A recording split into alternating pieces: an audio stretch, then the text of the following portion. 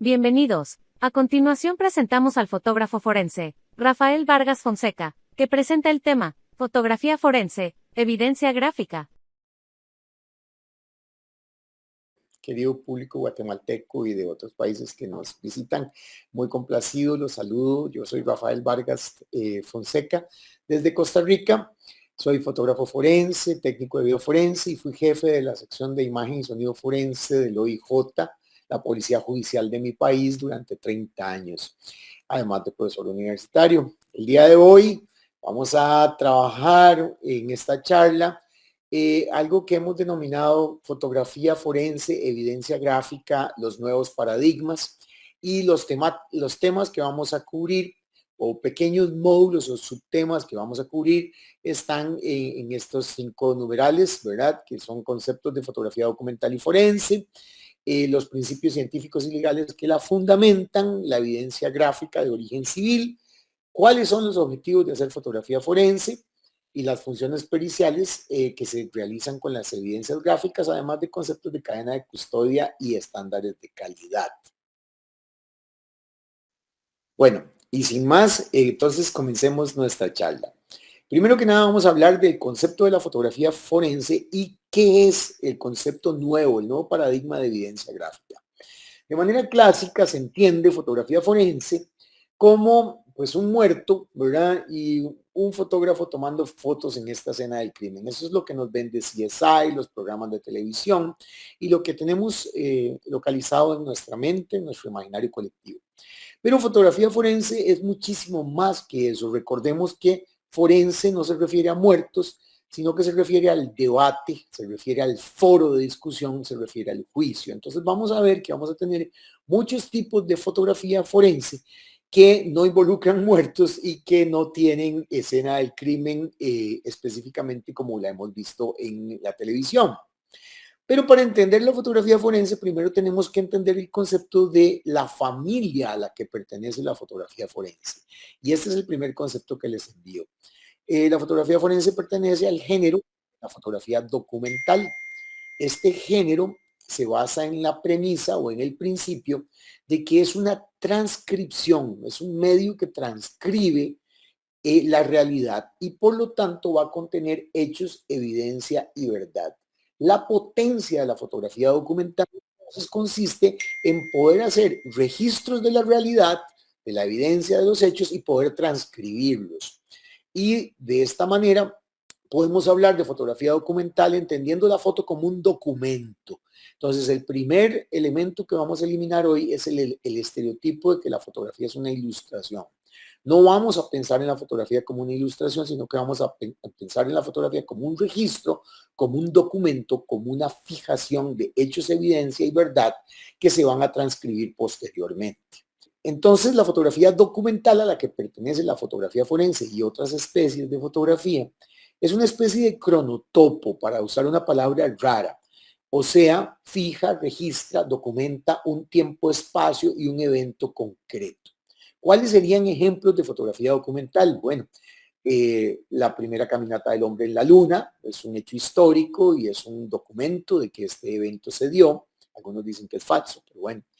Eventos deportivos, periodísticos, perdón, como esta foto que estamos viendo en pantalla, excavaciones arqueológicas en donde son documentados, fijados y registrados todos los especímenes que se van encontrando, y la fotografía científica son todos subgéneros de la fotografía documental y por supuesto la fotografía forense.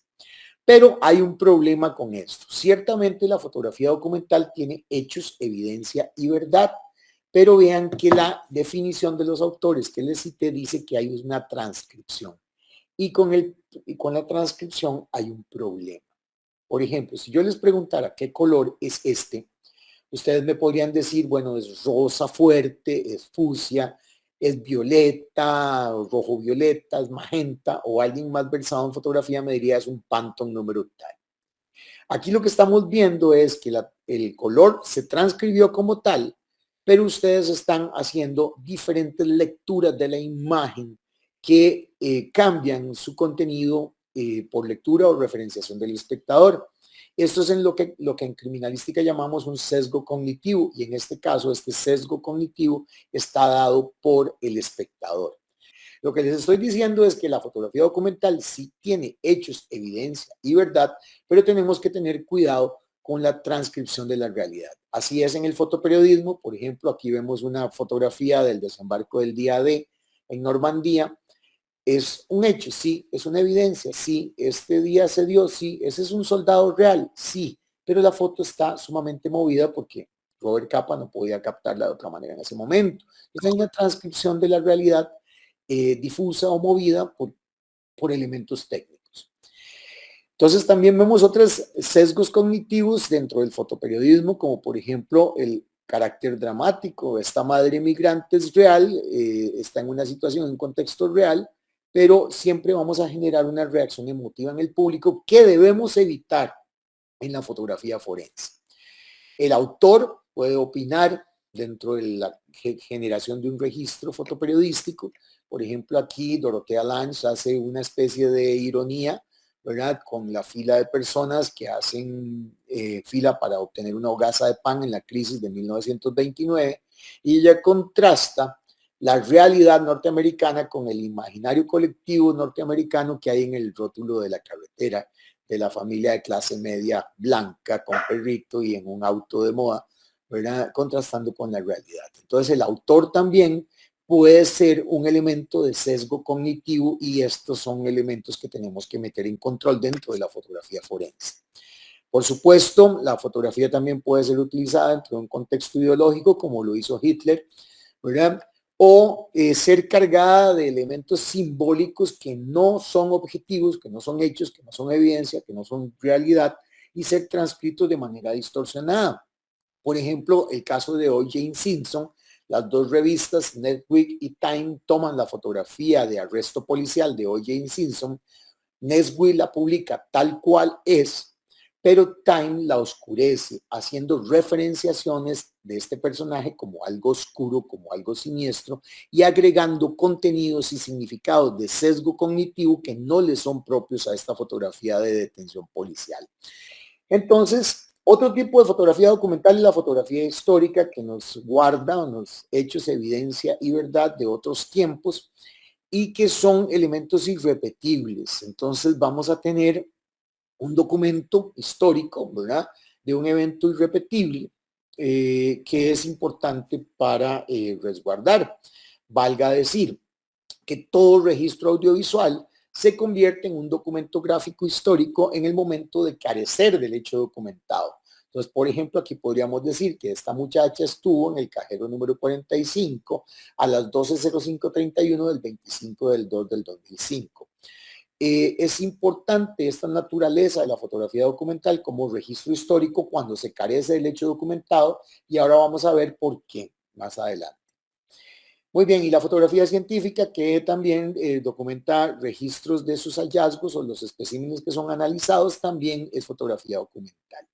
Comprendiendo la familia de la fotografía documental, entonces podemos entrar a un concepto específico de fotografía forense, ¿verdad? Y aquí les traigo ese concepto de los autores Richard Saika y Strobel, ¿verdad? Que dice que la fotografía forense es una amplia gama de tipos de fotografía hechos por dos razones: proveer documentación, y vea que no dice ilustración, documentación, fijación, registro, documentación y prueba de hechos físicos, y para actuar como evidencia en procesos litigiosos y en audiencias públicas. Entonces, recordemos aquí las letras en rojo, que la fotografía forense no será objetiva solo por el hecho de ser forense o por estar inmersa en un contexto judicial, o por ser realizada por los elementos oficiales del sistema de aparato de administración de justicia, ¿verdad? Será forense en la medida en que evitemos los sesgos cognitivos que hemos visto. Una vez que entendemos la fotografía forense como documento, pues entonces tenemos que ver qué la valida como registro de prueba o como evidencia en corte. Y en eso tenemos pues su propia documentalidad. O sea, se reconoce la capacidad de la fotografía documental como un registro, como una fijación, como un documento, que puede ser de interés jurídico o de interés policial. También tenemos principios científicos que ahora los vamos a analizar, principios de legalidad y principios sobre todo de metodología validada. Muy bien. Antes de entrar a esa explicación, recordemos que una fotografía es en base la reflexión de un sujeto que atraviesa un pequeño orificio en una caja oscura y proyecta la imagen invertida dentro del fondo de esa caja. Esto no ha cambiado en la cámara fotográfica moderna, seguimos siendo una cámara sigue siendo una caja con un orificio en el frente que proyecta una imagen en el fondo. ¿Ok? Y aquí tenemos el principio científico de validación de uso en corte de la fotografía digital. Dice Classen que la imagen puede ser considerada como evidencia, pues cumple con el principio de transferencia de Locard, porque la reflexión del sujeto se da en forma de fotones, es capturada por un sensor digital y procesada por un procesador informático que lo convierte en un archivo digital, ya sea de fotografía, video o audio. Y entonces, al cumplir con el principio de transferencia de Locard, que como criminalistas todos estamos relacionados, la fotografía está validada científicamente para utilizarse como medio de prueba. Vean que es interesante que cuando habla de dispositivos electrónicos, entonces ya no estamos hablando solo de fotografía forense, sino que podríamos ampliar el alcance de esta concepción a videos y a documentos o registros de audio, ¿verdad? Todos obtenidos por medios electrónicos, y se sigue cumpliendo el principio de transferencia de Locard y por lo tanto pueden ser utilizadas como evidencia. Y entonces aquí es donde vamos a utilizar ya un nuevo paradigma. Ya no vamos a hablar solamente de fotografía forense, sino que vamos a hablar de evidencia gráfica, en este caso electrónica. Otro principio científico, por ejemplo, nos lo da la IAI, la International Association for Identification del 97, que dice que la evidencia digital o la imagen digital o electrónica ha sido establecida como una herramienta científicamente válida y una herramienta tecnológicamente demostrada para almacenar, depurar e imprimir imágenes, tal como la fotografía tradicional de aluros de plata.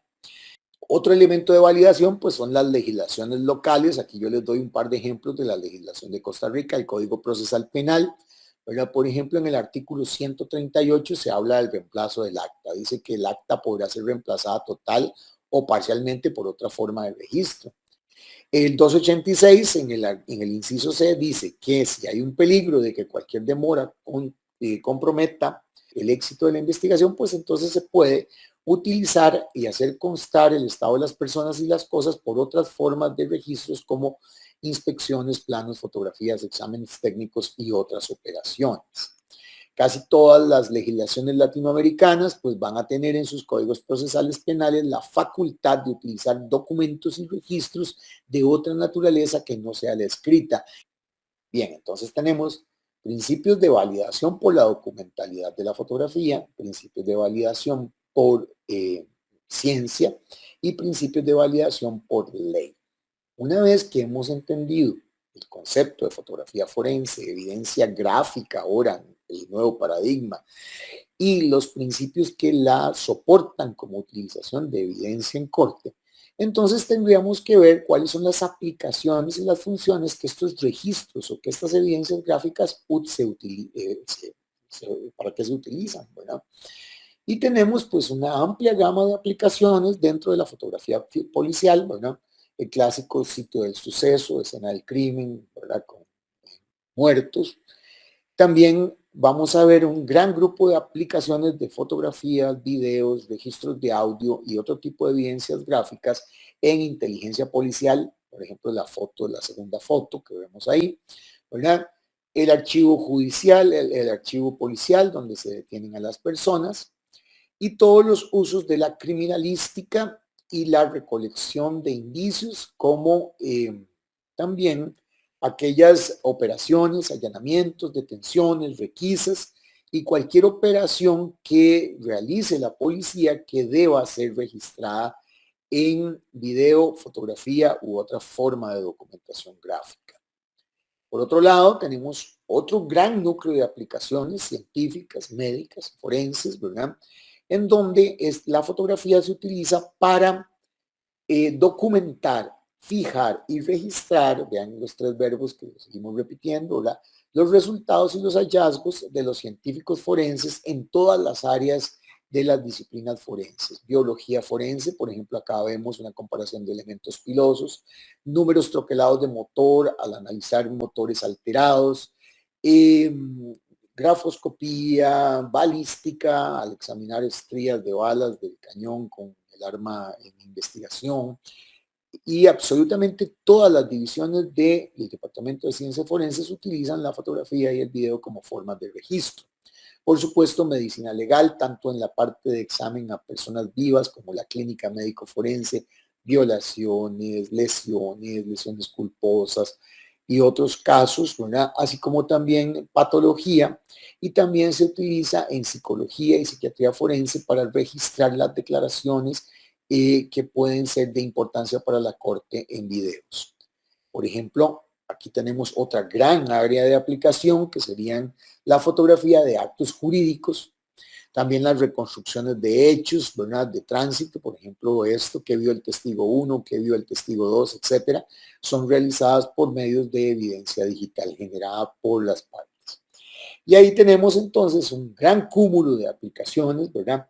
Que son documentos gráficos o evidencia gráfica generadas por lo general por los operadores del aparato de administración de justicia, o sea, generadas oficialmente los policías, los científicos forenses, los médicos forenses, los psiquiatras forenses, los jueces y todos aquellos que generan estos registros para la adecuada investigación y para la adecuada resolución de la causa.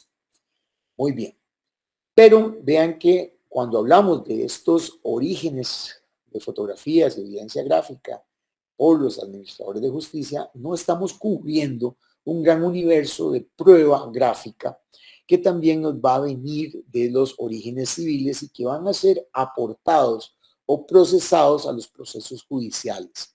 Y estamos hablando de que existen miles de cámaras de circuitos cerrados de televisión en todos los centros comerciales, en los supermercados, en las carreteras, en los municipios, teléfonos celulares, grabaciones de audio, etcétera, que también en algún momento determinado podrían convertirse en algo de interés jurídico o de interés policial. Provienen de una fuente civil, pero deben ser aportadas al proceso judicial. Por ejemplo, esta es la cámara de una casa, no está ahí para grabar esta balacera en la que se enfrentan, ¿verdad?, dos bandas de la ciudad, pero de repente esta cámara de circuito cerrado de televisión de un hogar se convierte en el testigo que registra el documento gráfico o la evidencia gráfica del delito sucediendo en sitio. Entonces, este tipo de evidencias nos compromete dentro del sistema judicial a recolectar por medios validados, y ahora vamos a hablar de eso un poquito más, documenta, ¿verdad?, un hecho que es de interés jurídico o policial para la investigación, y esto debe ser recolectado, procesado y incorporado adecuadamente al sistema judicial, y ahora vamos a hablar un poco más. Entonces, este tipo de evidencias, ¿verdad?, deben ser custodiadas e incorporadas judicialmente por procesos científicos y técnicos validados, y ahora no se pueden recoger de cualquier manera, no se pueden incorporar de cualquier manera, tienen que estar adecuadamente procesados para integrarlos al flujo judicial. Y esto, pues entonces, va a requerir expertos en métodos y técnicas forenses variadas y va a requerir que cuidemos la identidad, la integridad y la trazabilidad de la muestra desde la recolección hasta su presentación en juicio. Y esto nos abre un gran nuevo paradigma, ¿verdad?, de evidencia gráfica forense de orígenes civiles que el sistema judicial y el sistema policial deben saber procesar. Y, por ejemplo, no deben ser objeto de valoración subjetiva. ¿Qué es esto? Bueno, que una persona reconoce al individuo que está en el video. El investigador reconoce al individuo que está en el video. Bueno, sucede que cuando llega al laboratorio de análisis forense de imagen, le damos como noticia que el video no tiene la suficiente resolución para definir el rostro de esa persona que él dice estar reconociendo, y probablemente lo conozca porque lo vio en el archivo criminal, porque lo conoce como un conocido asaltante, etcétera. Pero lo que está pasando es que este investigador está teniendo un sesgo cognitivo porque se está imaginando que está reconociendo a esa persona y el video no tiene las facultades objetivas reales de documento gráfico de generar una identificación porque la muestra no es apta para análisis. Habrá muchas muestras que sí son aptas para análisis, pero la del ejemplo en particular no lo es. Entonces, no deben ser objeto de valoración subjetiva estos nuevas evidencias gráficas y debe crearse unidades especializadas como una unidad de análisis forense de imagen para generar criterios a partir de ellos. Bueno, entonces vean que el nuevo paradigma nos divide la evidencia gráfica en dos grandes grupos. La evidencia gráfica que es generada por el aparato administrador de justicia, policías, autoridades judiciales, médicos, científicos forenses, y el gran cúmulo de evidencias que nos van a venir de origen civil y que deben ser analizadas por un experto en análisis forense de imagen. Ahora, eso no lo estoy inventando yo, vean que a raíz del informe Nash, ¿verdad? En los Estados Unidos, pues se da mucha fuerza a la reforma de los laboratorios forenses, la eliminación del sesgo cognitivo, el trabajo de metodologías validadas a nivel de grupos, de disciplinas científicas en todo el mundo, ¿verdad? Y se crea entonces también una nueva división de procesamiento de evidencia gráfica. Por ejemplo, que antes la evidencia gráfica estaba situada solo en la escena del crimen y la investigación para fijar y registrar, ¿verdad?, el sitio del suceso y sus indicios, pero ahora hay una nueva división en los laboratorios forenses o en los grupos de trabajo a nivel internacional que contempla video y el análisis de imágenes forenses, el reconocimiento de voz, la identificación facial y la evidencia digital. Muy importante entender que esto no se trata de informática forense. No, vean que hay divisiones diferentes. Y entonces vean que el nuevo paradigma va a contemplar toda aquella evidencia gráfica multimedia o digital de imagen y sonido forense que sea un registro documental forense generado oficialmente o un registro documental forense que venga de una fuente civil que debe ser procesado por una unidad pericial para los efectos. Entendido esto, entonces vamos a ver cuáles son los objetivos de todo este tipo de registros digitales, ¿verdad? Y empezamos con el clásico. El primer objetivo de hacer fotografía forense o evidencia gráfica forense es documentar y resguardar el estado primario original del sitio del suceso o de las evidencias. ¿Y esto por qué es importante? Bueno, porque son condiciones que irremediablemente van a ser modificadas. El fotógrafo forense, el técnico de video forense documenta el sitio del suceso y todo el resto del equipo de investigación que va a ingresar lo va a alterar. El doctor revisará el cuerpo, lo echará en una camilla y se lo llevará para la morgue. Los de huellas también van a tomar los objetos que necesitan llevarse para el laboratorio y el sitio de suceso nunca va a volver a ser el mismo y por eso es tan importante el registro, fijación o documentación, vean los tres verbos, los seguimos usando, ¿verdad? Del sitio del suceso en su condición primaria de origen. Segundo objetivo, vamos a hacer evidencia gráfica forense para documentar un hecho irrepetible de interés policial o de interés jurídico. Por ejemplo, la grabación de una precompra de drogas, un operativo de vigilancia policial o de inteligencia policial en donde se demuestre un hecho delictivo sucediendo, una cámara de circuito cerrado, televisión oculta, etc. El tercer objetivo de hacer registros o evidencias gráficas es documentar los resultados y los hallazgos en informes técnicos, científicos, médicos o en diligencias judiciales, por ejemplo, la comparación del proyectil incriminado con el proyectil de disparo de prueba con el arma que se tiene, la comparación de elementos pilosos o, por ejemplo, el revelado de luminol indicando que hubo sangre en esta cocina que se aplica para los efectos. Entonces, siempre va a haber documentos gráficos relacionados con la documentación de resultados y hallazgos de carácter técnico, científico o médico legal. Y este objetivo es muy interesante porque es la documentación de que los equipos de investigación hicieron sus procedimientos operativos normados de una manera correcta. Por ejemplo, si ya se están incorporando cámaras en los cascos de la policía de choque, los primeros que entran en el allanamiento para documentar, fijar y registrar que no cometen ningún abuso de autoridad, que se avisaron oportunamente que eran policías, que están adecuadamente identificados, que trataron adecuadamente a las personas según sus derechos, etcétera. ¿verdad? O por ejemplo, si hay un recolector de indicios que está cometiendo algún error en los procedimientos operativos normados de cómo se debe recolectar ese indicio, cómo se debe embalar, los videos de la misma policía judicial pues podrían ser demostrativos de que no se siguieron los adecuados procedimientos operativos normados. En este sentido, los registros de video y fotografía y audio podrían ser entonces, como decimos en Costa Rica, cuchillo para nuestro propio pescuezo, porque podrían estar documentando nuestros errores. Viendo el nuevo paradigma que enfrentamos de toda la evidencia civil que afluye a los procesos judiciales, pues entonces tenemos un quinto objetivo, que es recolectar, custodiar, incorporar judicialmente toda la evidencia gráfica de origen civil por métodos y procedimientos debidamente validados y acordados a nivel internacional que respeten la identidad, la integridad y la trazabilidad de estas evidencias.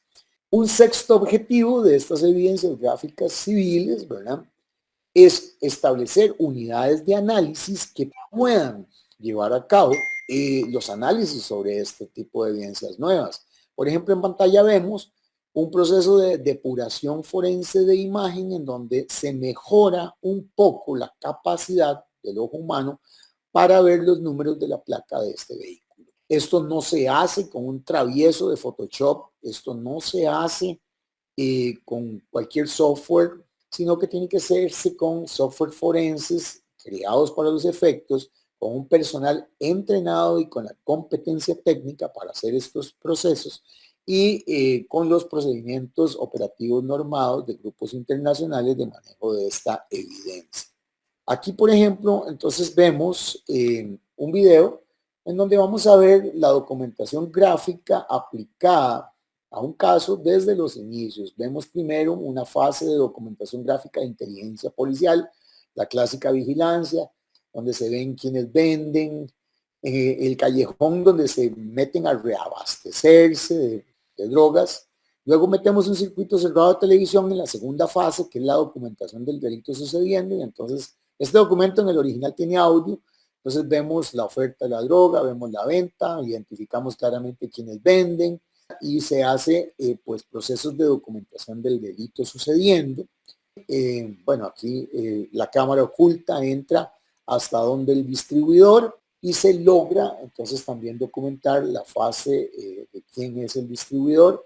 Cámaras ocultas en cascos y ¿verdad?, graban a todas las partes de la organización criminal. Este es un vendedor que vendía en otro lado y se van haciendo registros gráficos y evidencias forenses, ¿verdad?, en las diferentes fases. Luego, para la fase de la recolección de evidencia, con los drones hacemos inspecciones de cuáles son las rutas mejores para hacer el allanamiento, cuál es la casa que se va a vulnerar, y las cámaras de video también graban el allanamiento con el procesamiento de las evidencias, de las personas, todo lo que se encuentra como hallazgo de evidencia dentro del operativo, donde el perro marcó positivo, donde encontró droga y todos los indicios que se encontraron en la investigación en la fase del allanamiento. Después tendremos documentaciones gráficas de cómo llegó esta evidencia al laboratorio, si dio positivo los resultados, documentación gráfica de cómo se procesó, y todas estas fotos se incorporarán a los informes y dictámenes científicos. Y por último, los procesos de destrucción llevados a cabo por un juez y por un equipo de trabajo dirigido por un juez para que se garantice también a la ciudadanía, por medio de documentaciones gráficas, que esta droga fue destruida adecuadamente. Muy bien. Desde este punto de vista, y según el nuevo paradigma, ¿verdad?, de las evidencias gráficas que hemos visto, según la OSAC y el Grupo de Trabajo Internacional, entonces deberíamos tener unidades forenses que se encarguen de la documentación gráfica, ¿verdad?, los procesos documentales gráficos. Deberíamos tener laboratorios de procesamiento de fotos y videos que vengan de fuentes civiles y unidades de análisis forense de imagen y de audio, ¿verdad?, reconocimiento biométrico de voz, análisis forense de imagen y las nuevas áreas de peritación. Por ejemplo, en mi país, esta es la sección de imagen y sonido forense, este es el organigrama, tenemos 4 secciones, una unidad de fotografía forense, una unidad de video forense, una unidad de acústica forense y una unidad de análisis forense de imagen. Y pues realizan una serie de tareas y de labores relacionadas, unas con documentar gráficamente los eventos y otras con procesar evidencia de origen civil, ¿verdad? Y ahí vemos pues básicamente los servicios que tienen estas unidades. La unidad de análisis forense es tal vez la más novedosa, ¿verdad? Que es la que hace análisis de evidencia gráfica para hacer comparaciones morfológicas, determinaciones fotogramétricas a partir de muestras de video y fotos, extracción de materiales de dispositivo de almacenamiento de cámaras, análisis de autenticidad de la imagen, identificación de cámaras de origen, optimización de imágenes forense, etcétera. Y acústica forense, que se encarga básicamente de dos pericias que son depuración de audio, examen de autenticidad del audio y comparación biométrica de voz. ¿Ok? Muy bien. Pero todo este nuevo tema entonces nos viene a enlazar o a casar, ¿verdad? Con un tema de cadena de custodia, ¿verdad? Ya vimos entonces que vamos a tener dos tipos de evidencias gráficas afluyendo al sistema judicial, ¿verdad? Las generadas por el equipo de investigación o por los entes oficiales y las que nos vienen de las fuentes civiles, ¿ok? Y entonces, según normas internacionales de calidad, aseguramiento de la calidad y según las normas internacionales de los grupos de trabajo de procesamiento de este tipo de evidencias, el análisis de este tipo de evidencias debe garantizar una metodología de análisis científica avalada por la comunidad científica internacional. O sea, no es el método que se le ocurrió al compañero, que sabe algo de fotografía. La competencia técnica de los peritos que realicen este tipo de análisis, o sea, un perito experto, y que se garantice la cadena de custodia física y electrónica que resguarde la identidad, la integridad y la trazabilidad de las muestras analizadas. Además, tiene que poder darse la repetitividad y la trazabilidad de los resultados periciales, cualquier otra ciencia forense, ¿verdad? Y la validación de los resultados periciales. Y esto es que estamos hablando de que las evidencias gráficas, entonces, en el nuevo paradigma, deben estar sujetas a buena ciencia y no a valoraciones subjetivas. ¿A qué me refiero con valoraciones subjetivas? Bueno, a ver el video a ojo pelado y sin ninguna formación. Y hemos tenido que decírselo a muchos jueces, mire, usted no está capacitado para ver esa evidencia o para tomar conclusiones a partir de esa evidencia porque usted no la está analizando adecuadamente. Valoraciones subjetivas se refiere a sesgos cognitivos que se producen con demasiada frecuencia al tratarse de evidencias gráficas porque como los videos y las fotos están multitudinariamente en nuestra vida común, en Instagram, en Facebook, en la televisión, las plataformas digitales, etcétera. Entonces creemos que podemos valorarlas, ¿verdad? Independientemente de lo que sabemos acerca de este tipo de evidencias gráficas, y esto es un paradigma que hay que quebrar, porque tenemos que meter en cintura el procesamiento de todo este tipo de evidencias digitales. Muy bien, entonces tenemos que resguardar los procesos de recolección, ¿verdad? Incorporar, custodiar, archivar, gestionar y analizar. Cualquiera de esos procedimientos podría ser cuestionado, entonces tenemos que hacerlo con procedimientos operativos normados, con equipos, por ejemplo, existen, no sé si saben que existen kits forenses de extracción de campo para extraer videos del circuito cerrado de televisión del supermercado que asaltaron. O sea, no se extrae de cualquier manera. Hay un procedimiento, hay un equipo, hay una formación para formar al perito que va a traerse esta evidencia. Y entonces tenemos que cumplir con este tipo de cosas. Vamos a hablar un momentito de malas prácticas que se llevan a cabo con las evidencias de esta naturaleza, ¿verdad? Por ejemplo, cuando se trata de fotos hechas por policías, por científicos forenses, o por médicos, o por el aparato de administración de justicia. Se toman las fotos, están en la tarjeta de memoria de la cámara, y estas fotos son sacadas de la tarjeta directamente a reportes o dictámenes, se hacen copias de estas imágenes, o se archivan en un computador que usan todos o alguna persona ahí en la oficina, en el disco duro. Se borra la tarjeta, ¿verdad? Y se vuelve a utilizar. Bueno, los originales no son archivados ni resguardados de ninguna forma, ¿verdad? O están en condiciones vulnerables. ¿Qué pasa si el disco duro de esa computadora se descompone y perdemos todas las fotos que teníamos, ¿verdad? ¿Qué pasa si alguien entra a esa computadora y borra o cambia los archivos de un caso? ¿Verdad? ¿Qué pasa si necesitamos las fotos originales y solo quedaron en el reporte o solo quedaron en las impresiones y no se guardaron en la computadora, ¿verdad? Entonces, aquí se pierde la identidad y la integridad de los archivos originales. Otra mala práctica. Se va a traer un video que es importante, que grabó un hecho de importancia policial o jurídica, y se lo traen la línea de arriba. Nos ha pasado, esto no es broma. El policía haya como muy buena idea grabar el video directo desde la pantalla del circuito cerrado de televisión con su teléfono celular. Esto, por supuesto, pues impide que saquemos la evidencia en su calidad nativa, decimos nosotros, con su calidad original y que pueda ser analizado por un experto en análisis forense de imagen, ¿verdad? Y echa a perder la evidencia. O, por ejemplo, se lo trae en cualquier dispositivo de memoria, lo extrae de cualquier manera, probablemente lo extraiga comprimido, decimos nosotros, en un formato, no extrajo el formato nativo, ¿verdad? Por un método de extracción no forense, y no establece ningún tipo de cadena de custodia, ni física ni electrónica de estos indicios, y pretende llevarlos o incorporarlos al proceso judicial. E incluso a veces son aceptados, incorporados a los procesos judiciales, sin tomar en cuenta que se violentaron todos estos principios de identidad de la evidencia, de integridad de la evidencia y de trazabilidad de la evidencia. Muy bien. Entonces, lo que tenemos que cuidar es exactamente eso, cuidar la identidad, la integridad y la trazabilidad en todos los procesos. Pero, ¿qué estamos cuidando? Y esto es muy importante. Bueno, aquí les cuento, para un ejemplo sencillo, con una fotografía digital, por ejemplo, que cuando usted toma una foto digital, pues usted la ve en su cámara o en su teléfono, ¿verdad? Pero no sabe que esta foto digital tiene una serie de información asociada a su creación.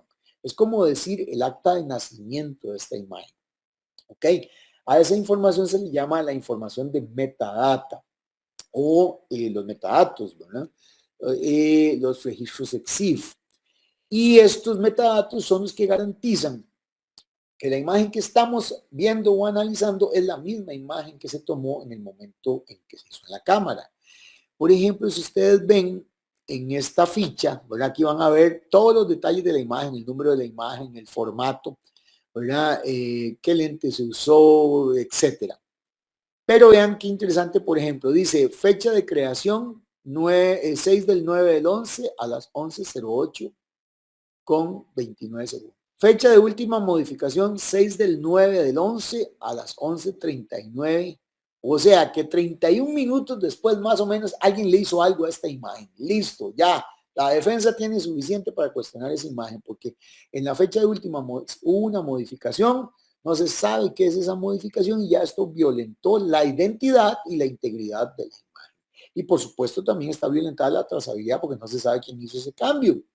Entonces, lo que estamos custodiando es la calidad original de creación del archivo, los metadatos o los registros EXIF, ¿verdad? Y esto, por eso es necesario establecer cadenas de custodia físicas y electrónicas sobre estas evidencias gráficas que luego llegarán al Departamento de Ciencias Forenses para ser analizadas por especialistas en el área. Eso es lo que estamos cuidando. Hay que estandarizar entonces los procedimientos de esta naturaleza. Nosotros al principio lo hacíamos tomando de la tarjeta de memoria cuando venía del sitio de suceso, la creación de la documentación de la evidencia, establecíamos la creación de quemado de un disco maestro y un disco de máster de respaldo y luego controlábamos las copias de trabajo. Eso lo hicimos de manera comenzando la década del 2000, ¿verdad? Para garantizar los metadatos de alguna manera. Por supuesto, esto ha avanzado muchísimo, ¿verdad? Bueno, los archivos más grandes los hacíamos en Blu-ray, ¿verdad? Y también al hacer recolecciones de equipos civiles, pues hacíamos un reporte de extracción, utilizábamos equipos forenses, ¿verdad? Con un conjunto de datos, asignamos un código hash, ¿verdad? Que es un algoritmo matemático para establecer una custodia sobre la no alteración futura de ese registro, ¿verdad? Y con este código hash creamos un disco maestro y controlamos luego las copias de trabajo. Con esto se garantiza la identidad, la integridad y la trazabilidad de los indicios. Más adelante, pues llegaron los software forenses para cadena de custodia electrónica de este tipo de evidencias, como el Photo Evidence Pro, que nos permitía archivar grupos de imágenes estableciendo códigos de hash para custodiar la integridad de esta evidencia, y además los software forenses establecen, digamos, bitácoras de control de quién accesó a las fotos, para qué las accesó, cuáles fotos usó, para quién eran esas fotos, hizo una copia de trabajo controlada número tal que se le entregó a tal persona, etc. Y después llegó otro software más avanzado, el QuickDMI, que nos permitía pues, establecer un etiquetado de las imágenes, imprimir reportes, llevar bitácoras de control, quemar y copiar e imprimir fotos con seguridad forense de trazabilidad y establecer pues, con todas estas evidencias. El último que usamos fue el QuickTime, ¿verdad? El Handler, que nos permitía establecer para devolverme, previsualizaciones del contenido, inclusiones de materiales múltiples, digamos fotos del mismo caso tomadas en diferentes momentos, correlacionarlas, establecer etiquetado de las imágenes con códigos hash y control. Se genera también la generación de reportes con todos los controles debidos, ¿verdad? Peso, fecha, hora, código hash, etcétera. ¿Verdad? Y todo lo que es la administración de las imágenes en el sentido de quién generó el registro, cuántas veces ha accesado, por qué personas ha sido accesado, ¿verdad? Operadores de búsqueda por caso, operadores de búsqueda por campos, ¿verdad? Cuántas imágenes originales hay en las carpetas de un color, cuántas imágenes de copias de trabajo se realizó y para qué, información de auditoría forense sobre el acceso de imágenes, etcétera. ¿Verdad? Y entonces así es como se cumple con los principios de identidad y trazabilidad de la imagen en el nuevo paradigma. Sé que el seminario trata del nuevo paradigma de las ciencias forenses y me pareció lindísimo el concepto, me pareció lindísimo el título del tema, y por eso hemos querido hablarles pues de este nuevo paradigma que se está dando con las evidencias gráficas, fotos, videos, imágenes, sonido, ¿verdad? Que nos abren todo un nuevo mundo, ¿verdad? Un nuevo mundo de acción forense, una nueva disciplina que tenemos que trabajar todos juntos y que tenemos que cambiar. Y hablando de nuevos paradigmas, quiero enseñarles un video que también viene a cambiarnos un poco nuestro concepto de fotografía e imagen forense, que es la fotografía navegable o la fotografía inmersiva o la fotografía 360 grados, que es una fotografía que se hace con equipos para captar la circunferencia completa de los diferentes cuadrantes del sitio del suceso y poder navegar el sitio del suceso en todos sus aspectos de detalle. Por ejemplo, aquí vemos la entrada al sitio del suceso y esto está interrelacionado como nodos o como círculos de trabajo, pero además podemos ir a todas las habitaciones y correlacionar todas las evidencias con las, no solo las documentaciones gráficas que se generaron en el sitio del suceso mismo, sino también con procesos que se hicieron posteriormente. Aquí en esta tina de baño, ¿verdad? Se aplicó un proceso de luminol, entonces podemos insertar ahí las fotografías de luminol que se hicieron otro día y cómo reaccionó positivamente al descubrimiento de sangre. Y también podríamos insertar ahí mismo el dictamen de la unidad que aplicó el luminol y sus resoluciones científicas o su peritaje en síntesis, ¿verdad? En esta misma navegación. La fotografía inmersiva o la fotografía navegable, todos los procesos de realidad aumentada, pues pueden utilizarse a nivel científico forense, ¿verdad? Como medios para prácticamente poner al juez, que es nuestro usuario final, Aquí se revela cómo reveló la pared con luminol, ¿verdad? Pues se interrelaciona una inspección con otra. Y podríamos poner al juez a caminar por la escena del crimen con todos los hallazgos que se dieron en esta, interrelacionando procesos de diferentes momentos e incluso interrelacionando los dictámenes periciales de cada una de las áreas. Por ejemplo, acá se puede ver una huella en el piso, podemos ver el detalle de la huella en el piso y podemos ir recorriendo punto a punto todas y cada una de las evidencias que tenemos en el sitio del suceso y de las acciones que se realizaron posteriormente.